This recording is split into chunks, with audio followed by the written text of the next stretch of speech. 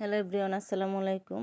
সকাল সকাল চলে আসলাম দোকানে। এই যে প্রথমে দোকানটা ঝাড়ু দিয়ে পরিষ্কার করে নিলাম। তারপরে হচ্ছে মেশিনগুলো একটু ক্লিন করে নিলাম। এই যে নিজের হাতে নিজের মেশিনগুলো সকাল সকাল আসলে পরিষ্কার করে একটু মুছে নিলে কাজটাও করতে কোনো কাপড়ও মনে লাগে না এবং কাজটা করতেও মনটা ভালো লাগে। এই যে তারপর মেশিনগুলো পরিষ্কার করে নিয়ে তারপরে আমি হচ্ছে কাপড়ের কাটিং টেবিলে দাঁড়িয়ে গেলাম।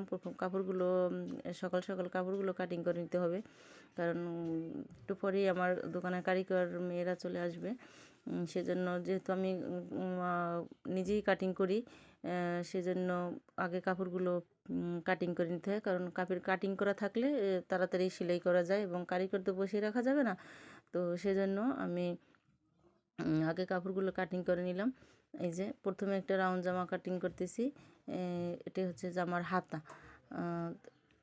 এটি গোল জামার হাতা, এটি হবে বেল হাতা। এই যে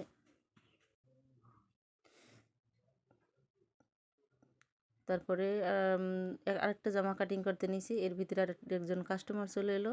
তার জামাগুলো আয়রন করা ছিল, তারপর আমি একটু ভাঁজ করে দিচ্ছিলাম। এই যে একটি জামা আর সালোয়ার, এগুলো ভাঁজ করে দিয়ে দিচ্ছিলাম। আসলে সব তো করতে দোকানে থাকলে সব ধরনের কাজই নিজের হাতে করতে হয়, কারণ কারিগরের আশায় থাকলে তো হবে না। নিজের কাপড় ডেলিভারি, অর্ডার নেওয়া, অনেক আয়রন, সব কিছু তো করতে হবে, কারণ নিজের ব্যবসা প্রতিষ্ঠান বলে কথা। তারপরে এই যে রাউন্ড জামা কেটে নিয়েছি। তারপর হচ্ছে এটা হচ্ছে একটি জুব্বার সাথে পায়জামা, 10 থেকে 11 বছর বয়সী বাচ্চার পায়জামা, ছেলে বাচ্চাদের। তো যেহেতু এগুলা সামনে জিবার হবে, সেই জন্য একটু সামনের মার্কিংও করে দিতে হবে। আসলে নিজের কাজ নিজেরই করতে হয়। আমার ব্যবসা প্রতিষ্ঠানে যদি আমি ভালোভাবে মনোযোগ দিয়ে কাজ করি, তাহলে আমার কাছে যারা কাজ শিখে ওরাও শিখতে পারবে যে কিভাবে একটা ব্যবসা প্রতিষ্ঠান করতে হয়। মায়া মমতা ভালোবাসা দিয়ে, শ্রদ্ধা সম্মানের সাথে আপনি যাকে যত্ন করবেন, সেও আপনার কাছেই দীর্ঘস্থায়ী হবে, ধরা দিবে।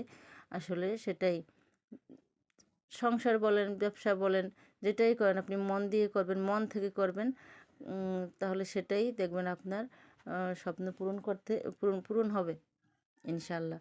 তো এই যে আমি দুইটাই একসাথে কেটে নিলাম, যেহেতু একই মাপের, একটু সময় বাঁচানোর জন্য। তো জিপারগুলো প্যানে জিপার হবে, এই জন্য মার্কিং করে নিচ্ছি। এই যে দেখেন আমার কারিগররাও চলে আসছে, দুজন মেয়ে কারিগর। ওরা আসলে আমারই স্টুডেন্ট, ওদেরকে আমিই শিখিয়েছি কাজ। তো তারপরে সবাই বলে যে আপু আপনার নিজের হাতে সেলাই করে দেবেন। এখন সবগুলো তো আমার হাতে একা করা সম্ভব না। তো আমি যাদেরকে শিখাই তাদেরকেই আমি 3জন আমার কাছে রেখে দিছি, মানে কারিগর হিসেবে। এর আগে যারা ছিল কারো বিয়ে হয়ে গেছে। তারপরে আবার কারোর জন্য তো কিছু বসে থাকে না, আবার ওদেরকে আমি শিখিয়ে নিয়েছি। আসলে শিখার তো কোনো শেষ নেই। এখন ওরা কাজ করে শিখে, আবার ধরেন ওরা প্রোডাকশনে কাজ করে। আমি অন্য কারিগর রাখলে বেতন দিতাম না, সেজন্য আমি ওদেরকে রেখে দিয়েছি। তো তো এই যে দেখেন আমার দোকানের কাপড়ের কালেকশনগুলো, এগুলো হচ্ছে সুতি গজ কাপড়, এই সাইডে আছে লিলেন কাপড়। ভিডিওটা কেমন হয়েছে সবাই ভালো লাগলে কমেন্ট করবেন এবং